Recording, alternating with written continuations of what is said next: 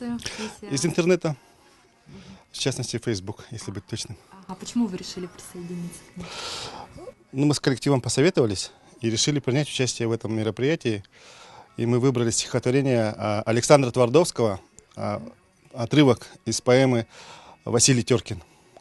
Когда неуважение ветеранам войны, которые спасли мир от коричневой чумы.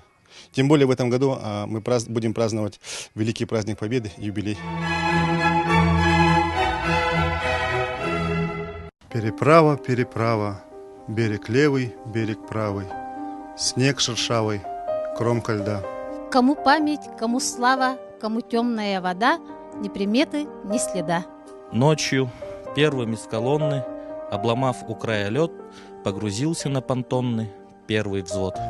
Погрузился, оттолкнулся и пошел второй за ним. Приготовился, пригнулся, третий следом за вторым.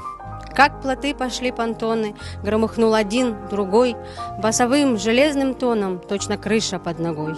И плывут бойцы куда-то, притаив штыки в тени. И совсем свои ребята, сразу будто не они, сразу будто не похожи на своих, на тех ребят. Как-то все дружней и строже, как-то все тебе дороже и родней, чем час назад.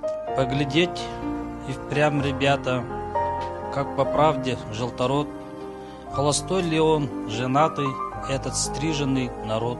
Но уже идут ребята, на войне живут бойцы, как когда-нибудь в 20-м их товарищи отцы. Тем путем идут суровым, что и 200 лет назад проходил с ружьем кремневым русский труженик-солдат.